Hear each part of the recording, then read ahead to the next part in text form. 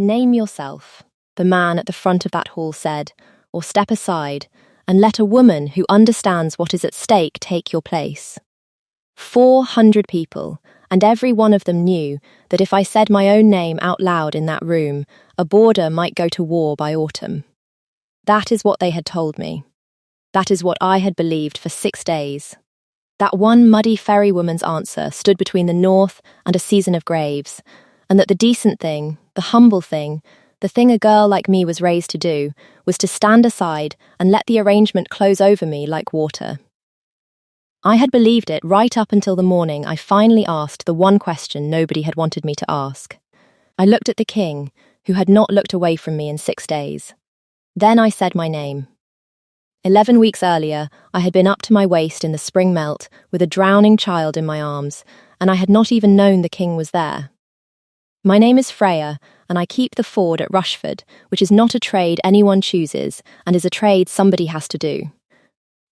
Rushford is a village on the Rush, which is a river that is nothing at all for 9 months of the year and a killer for the other 3, and where the road crosses it there is a ford, and at the ford there is my family. My mother kept it, and her father before her.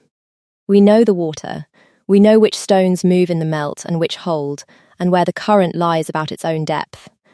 And we take the carts across in the bad months for a copper each, and we pull people out of it for nothing, which is the actual job. I was 25 that spring.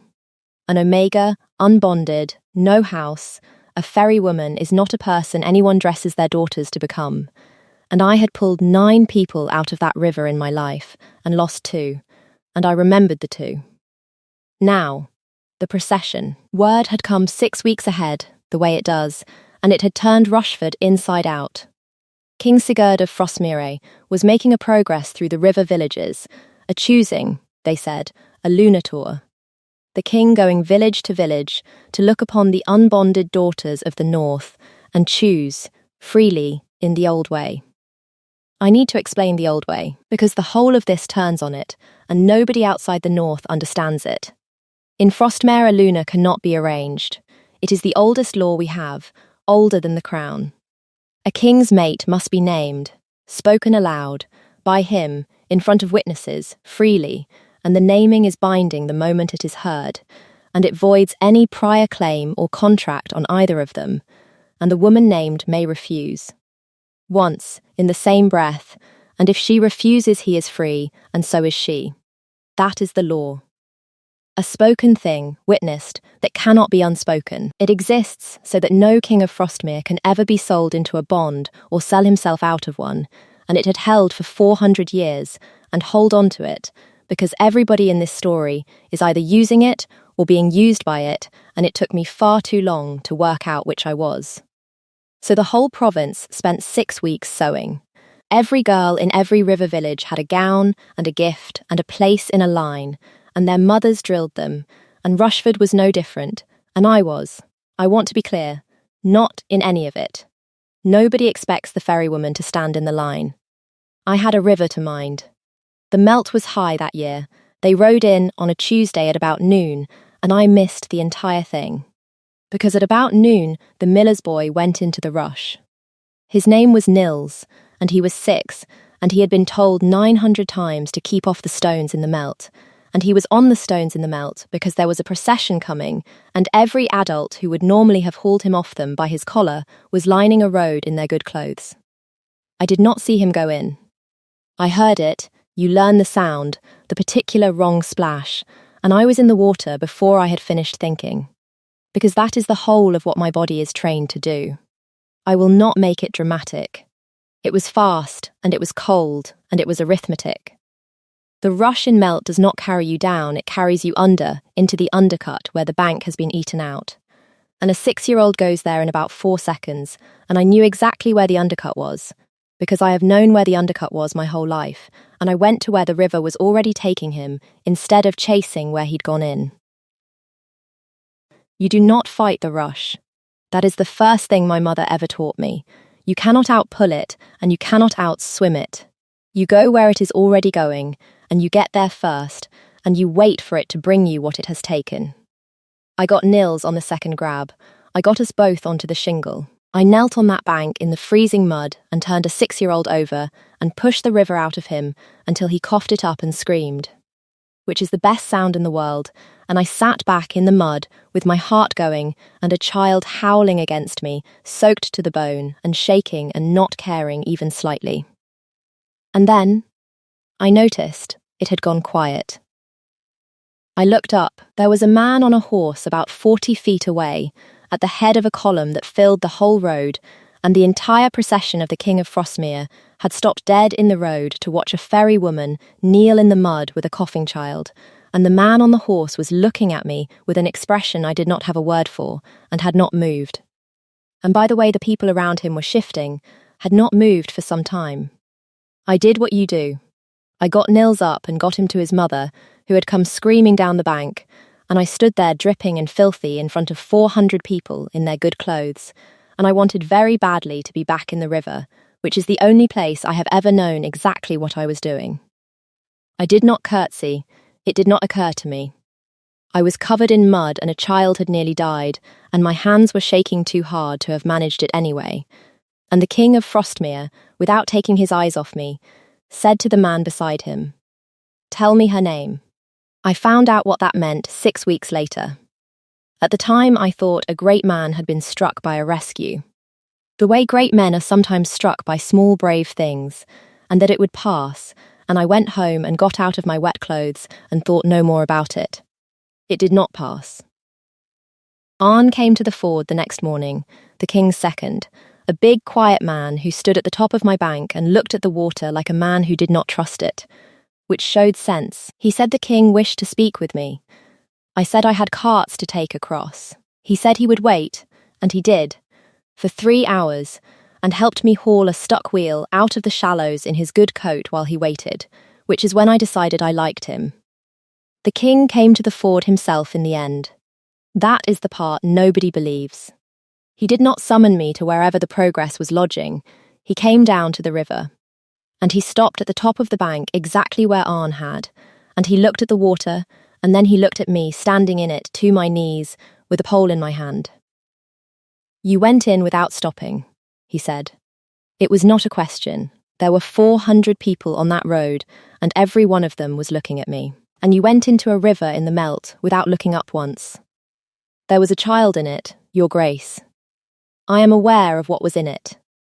He came down the bank, carefully, and stood on the shingle where I had knelt the day before. Do you know what everyone else on that road did when the boy went in? "No, nothing," said King Sigurd. "They looked at me to see what I would do. 400 people watched a child go under and waited to take their cue from the king, and one woman was already in the water before the rest of us had finished being important at each other. He looked at me. I have been on this progress for 4 months. I have been looked at by every unbonded woman in the north, in a line, in a gown, waiting to see what I wanted so they could be it, and then a ferry woman didn't look up. I did not have anything to say to that. I have never known what to say to a person who has decided something about me. He came back to the ford. Again, and again, through the rest of that week and into the next, while the progress sat lodged at Rushford and did not move on, which I did not understand and which was, I found out later, causing a very great deal of trouble. He was not good company at first. He was a king, he had spent 4 months being performed at, and he had forgotten how to simply be beside a person. But he learned, and by the 2nd week he had stopped standing at the top of the bank and started sitting on the shingle at the low water, out of the wind, where I could talk to him while I minded the crossing. And he asked me about the river. Real questions. Where the undercut was and why. How I knew which stones held. What it was like to lose the 2 I lost. Nobody had ever asked me about the river, as though it were a thing worth knowing rather than a thing beneath knowing, and a king sat on my shingle and asked me the 2nd question, and then the 3rd, and I have never entirely recovered from it. His wolf came in the 5th week and disgraced him immediately. An enormous grey animal came down my bank at dawn, waded straight into the shallows of a river in melt, which no sane creature does, and stood there looking enormously pleased with himself while the current tried to take his legs out, and then came and lay down on my shingle, soaking wet, and put his head on my foot. "He is not to go in the water," Sigurd said, appalled Arn. "Tell me he did not just go in the water." "He went in the water, your grace," said Arn, with the flat satisfaction of a man who has stopped hoping. The children of Rushford adored him within a day. Nils, once he recovered, would come down and sit with him for hours. The wolf let a 6-year-old who had nearly drowned sit against him at the edge of the water that had nearly taken him, and I have thought since that the animal knew exactly what he was doing, because Sigurd certainly did not. I asked him, in that 5th week, why the progress had stopped. I had worked up to it for days, because I am not a woman who asks great men their business, and because I had begun to be frightened of the answer. 4 months of a lunar tour, village after village, and it had halted dead at a river crossing for over a month, and a progress that stops does not stop for nothing. "You know why," he said. "I'd rather you said it." "I've been guessing, and my guesses are all mad, and one of them has me being taken up for wasting the crown's time." That got something out of him that was almost a laugh. Then it went, and he looked at the water for a while. "Because if it moves on," he said, "I have to be at the end of it. And at the end of it there is a thing I have to do that I have not been able to make myself do, and every day the progress sits here at your ford is a day I do not have to do it. And I am aware that is not a reason a king is allowed to give, and I have given it to you anyway." "What thing?" "I can't tell you yet." His jaw moved. "I want to. I have wanted to for 3 weeks, and every time I nearly do, I understand that the moment I tell you, you will start deciding what to make of it instead of what to make of me. And I have had 4 months of people deciding what to make of my crown. I would like a few more mornings on a riverbank first. That is selfish, and I know it, and I am doing it anyway." I did not press him. "I have found that a person tells you the true thing faster if you let the current bring it rather than reaching for it. But I went home that night and lay awake, because a king had told me that there was a thing at the end of his own progress that he could not bear to do, and that a ford in the middle of nowhere was the only place in the north he was allowed to not do it, and I did not have the first idea what could frighten a man like that, and I had begun, without deciding to want very badly to be a place a person like that was allowed to stop. I did not know yet what my name was worth, or why a king had stopped a 4-month progress, dead at a river crossing, and would not move it on. If you want to find out what a spoken word can void, and what a woman does when she learns that her own yes might cost a province a war, stay with me. What I found out at the end of 6 weeks turned the whole of it inside out, and I very nearly gave up the one thing that was ever mine to give. Lady Catherine found me at the ford in the 6th week, and I want to tell it carefully, because everyone gets her wrong. She came down to the river alone, in a dress worth more than my house, and she was beautiful and cold and precise. And she was the last person I expected, and the first person to tell me the truth. "You don't know, do you?" she said. "You genuinely do not know what you are standing in the middle of. I can see it on you." She looked at the water. "I am Catherine of Dramar. I am the reason for this progress, and I am the woman the King of Frostmere is meant to name at the end of it, and until a fairy woman climbed out of a river, I was going to be." I did not say anything. She was clearly not finished. "There is no free choosing," Catherine said. "There was never going to be a free choosing. My father's house holds the Eastern Marches, and the Marches have been at the edge of war with Frostmere for 3 years, and the price of peace was a marriage, me to your king. But Frostmere law does not allow an arranged lunar. So the crown built a fiction, a progress, a choosing tour, village to village, and at the end of it, at the last stop, the king would freely name the one high-born woman who had happened to travel the whole way with him. Her mouth was thin. Me. It was going to be me, and it was going to be called love, and 400 years of your beautiful old law was going to be used to launder a treaty neither of us agreed to. Then why are you telling me? Because he stopped the progress at a river, Catherine said, and he has not looked at me in 6 weeks, and I have watched a king who was going to say my name out of duty forget I exist, because a woman went into the water without checking whether he was watching. She looked at me, and there was nothing warm in it, and nothing false either. I do not want him. I want that understood. I have never wanted him. But I am not a fool, and I know what it means that he wants you, and I have come to tell you what it costs before someone who does want the arrangement tells you a shaped version of it. What does it cost? If he names you, Catherine said, the treaty voids. My father takes it as the insult it is, and the Marches go to war with Frostmere by the autumn. Because a border that was bought with a marriage does not stay bought when the marriage is thrown over for a ferrywoman. She stood. That is the price of your name, Freya of Rushford. A great many people will die on a border you have never seen, so that a king can have the one thing he chose for himself. I thought you should hear it from the woman it also ruins, rather than from the men who arranged it. And then she went back up the bank, and left me standing in the river holding the whole of it, and I want to tell you that I was noble about it, and I was not. Something in me went very still and very clear. For 25 years, I had gone where the water was going. That is not a figure of speech for me. It is the actual trade, the actual philosophy, the thing my mother put into me before I could read. You do not fight a current bigger than you. You find where it is already headed, and you make your peace with it. It had kept me alive in a river that killed my grandfather. It had made me good at the one thing I was good at, and it had also, I understood standing there in the cold with Catherine's news in my hands, made me a woman who would give up the only thing she had ever wanted the instant somebody powerful told her the current was too big. I was going to refuse him. I decided it that same night, on the shingle, alone, in the dark.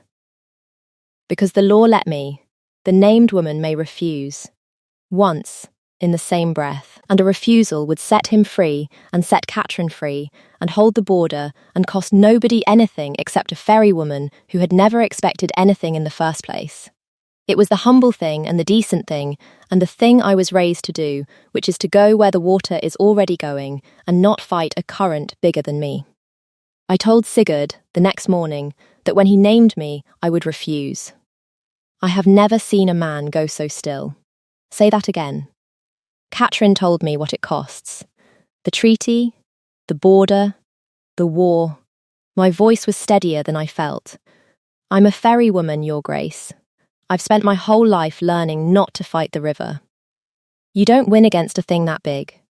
You go where it's already going. And this is bigger than me, and I am not going to be the reason a border burns. And so when you name me, I'll refuse, and you'll be free to do the thing that keeps the peace. And that's the end of it.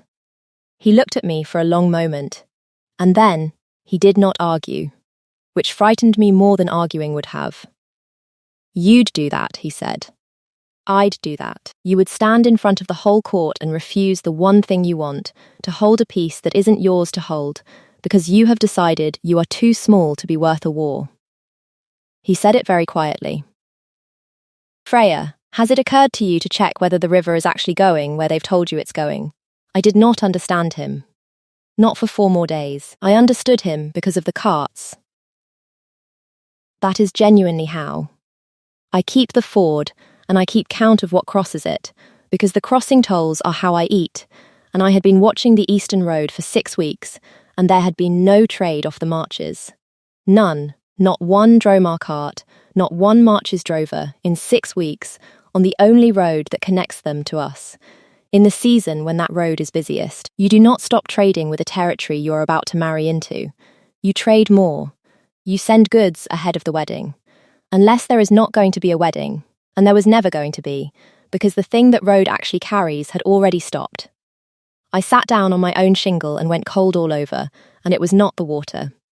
I did not go to the king. I went to Catherine, and I asked her one question, the question nobody had wanted me to ask, which was, when did your father last send anything down the Eastern Road? And Lady Catherine of Dromar looked at me, and I watched her do the same arithmetic I had done, and I watched her face change. In the winter, she said slowly. He recalled the marches trade in the winter. He told me it was the roads. She sat down, which a woman like that does not do. The treaty was signed in the spring. He recalled the trade before the treaty was signed. Here is what had actually happened, and it took the 2 of us and Arn most of a night to lay it out. The treaty was dead. It had been dead before it was ever signed. Catherine's father, the Lord of Dromar, had already made his peace elsewhere. A quieter, better bargain with a territory further east, sealed in the winter, which was why he had pulled his trade off the Frostmere road before spring. The marriage to Sigurd was worthless to him. He had signed it anyway, and let it go forward, for one reason, because a betrothal in progress is a thing you can hold over a king. As long as Frostmere believed the peace hung on the wedding, Frostmere would give Dromar anything to keep the wedding on the rails, grain, gold, the border tolls, the garrison at the eastern crossing quietly stood down. There was no war waiting behind my refusal. There was a bill. Dromar was being paid, every month, in the coin of a peace that had already been bought and paid for somewhere else. And the only thing keeping the payments coming was a fiction that the border would burn if the marriage fell through.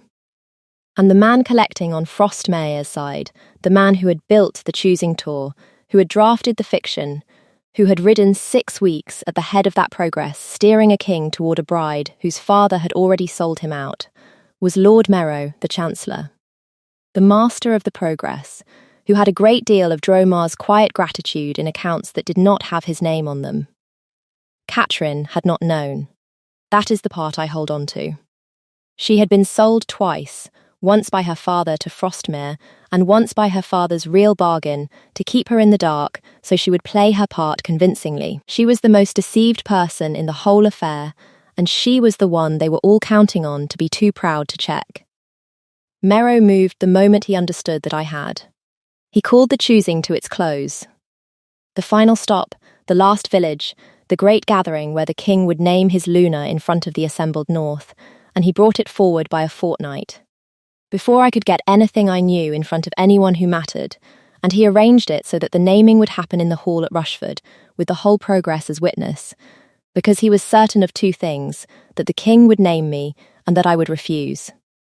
He had heard about the refusal. Of course he had, and a refusal was better for him than a compliant bride. A refusal freed the king straight back into the arrangement, on the record, witnessed, with a ferrywoman's own humility as the seal on it. He was not afraid of my no. He was counting on it. That is how I came to be standing in that hall, covered, for once, in something other than mud, with 400 people watching. And the King of Frostmere looking at me the way he had looked at me for 6 weeks, and Lord Merrow at the front saying, "Name yourself, or step aside, and let a woman who understands what is at stake take your place." He meant it as mercy. That is the craft of a man like Merrow. He gave me the noble exit in front of everybody, step aside, hold the peace, be the good small woman, and he was so certain I would take it that I watched him relax when I opened my mouth. I did not step aside. Before I answer, I said, "To the hall." Not to him. I keep the ford at Rushford, and I keep the tolls, and I keep count of what crosses. And I would like to ask Lord Merrow, in front of everyone, why the Eastern Road has carried no Dromar trade since the winter, since before the treaty this whole progress is built to honour was ever signed. The hall did not understand. But Merrow did, and I watched a man who had steered a king for 6 weeks go the colour of the river in flood. "You do not stop trading with a house you are about to marry," I said. Unless the marriage was never worth anything to them, and it wasn't, and Lord Merrow knows it wasn't, and Lady Catherine's father has been paid twice for a piece he already sold, once by the East and once by this crown, every month, for keeping a wedding on the rails that everyone at the top of this progress knows is a corpse. I turned to Sigurd. "There is no war behind my name, Your Grace. There never was. That was the lie that was going to make me refuse you, and it very nearly worked, because I have spent my whole life being told not to fight a current bigger than me. But this current was going the other way the entire time, and I finally went and checked. It came apart the way these things come apart, not in a clean moment, but in a slow horror spreading through a room, as 400 people did arithmetic they had never been invited to do. Catherine stood up and confirmed the winter recall of the trade, in her own voice, as the Lord of Dromar's own daughter, which no one could gainsay. Arn had the toll counts, mine, 6 weeks of an empty Eastern Road, in my own hand. And the crown's own progress accounts, once the king ordered them opened that night, agreed with all of it. Mero did not confess. Men like him never do. There is no need, because there is no single crime to confess to. He had told no lie that could be pinned. The treaty was signed. The trade recall had an explanation. The payments to Dromar had a purpose on paper. He had simply arranged a set of true things into a shape, and taken the gratitude that shape produced, and steered a king toward a bride to keep the shape standing. It took a year to unpick, and he lost everything to it. In the end, not for treason, but for the slower thing, which is that 400 people had watched a ferrywoman see clearly what he had spent 6 weeks making certain no one looked at. And Sigurd named me. He did it properly, in the old way, in front of the whole assembled north, and before he did, he crossed that hall and stood in front of me and said, "Lo, so the law would still hear it, but I would hear it first. I am going to name you. And you may still refuse, and it will still be free, because there is no war behind it now, and there never was, and I need you to know that before I do, that a refusal costs nothing but me, tonight, and that I would rather be refused by you, honestly, than say anyone else's name for the rest of my life." "You could just name me," I said. "I could." Something moved at the corner of his mouth. "You went into a river without checking whether I was watching. The least I can do is give you the chance to walk out of this hall without checking whether I am." He named me. And I did not refuse. I kissed him first, in that hall, in front of the whole north, still not entirely believing any of it, and it was brief, and it was warm. And it settled something in me that had been braced since I was old enough to understand that a ferrywoman is a thing the world uses and does not keep. The fallout was long. The peace with the marches had to be built again, properly this time, in the open, without a marriage to launder it, which turned out to be perfectly possible, because the East had been ready to deal for a year, and only Mero's fiction had kept anyone from noticing. It cost gold, and it cost a hard season of negotiation, and it cost Dromar a great deal of its standing, and not one person died on that border, because there was never going to be a war. There was only ever a bill, and we stopped paying it. Catherine of Dromar did not become my friend, exactly. She became something I value more, which is a person who tells me the truth whether or not I want it. And who was the one who told me the truth at the start, when a shaped version would have served her better? She holds the Eastern Crossing now, on Frostmere's behalf, by her own choosing, a woman who was sold twice and now cannot be sold at all. And who is, I am told, terrifying at it. 3 years on, I still keep the ford. I would not give it up, and there was a fight about it, and I won. And there is now a very fine stone crossing being built a mile upriver that will one day make my ford unnecessary, which I approve of entirely. Because the point was never the tolls. The point was that somebody who knows the water should be at the water. I have trained 4 of them now, from 4 villages, and 2 are women, and every one of them can tell you where the undercut is. Nils is 9 and swims like an otter and is forbidden the stones in the melt and goes on the stones in the melt. And I haul him off by his collar exactly as I was hauled. And he will keep the ford after me if he wants it. And I think he wants it. Sigurd's wolf still goes in the river. Every spring, in the melt, straight in, against all sense, and stands there letting the current fight his legs with an expression of enormous idiot joy. And Sigurd stands on the bank telling him to come out, and he does not come out, and I have stopped pretending I do not find it the funniest thing in the north. And I still say the thing my mother taught me, most days, to whoever is learning the water: you don't fight the rush. You go where it's already going. I said it to a king once as a reason to give up the only thing I ever wanted. I have learnt since that it was never advice about surrender. It was advice about looking, about finding out where the current is actually going before you decide you cannot beat it. Most of the time, you have simply been told the wrong direction by someone who profits from you not checking. I still wonder about Catherine's father, honestly, more than I wonder about Mero. Mero wanted money and told a shaped truth to get it, and there is no mystery in a man like that. But a father sold his own daughter into a marriage he knew was worthless, and kept her ignorant so she would play her part. And I have met that man since, and he is charming and grieved, and entirely certain he did the sensible thing for his house.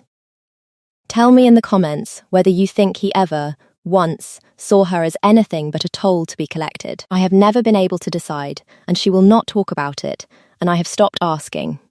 Comment the ford if you want to hear what Sigurd's wolf did the first time he tried to cross the river, carrying Nils on his back, without asking me first.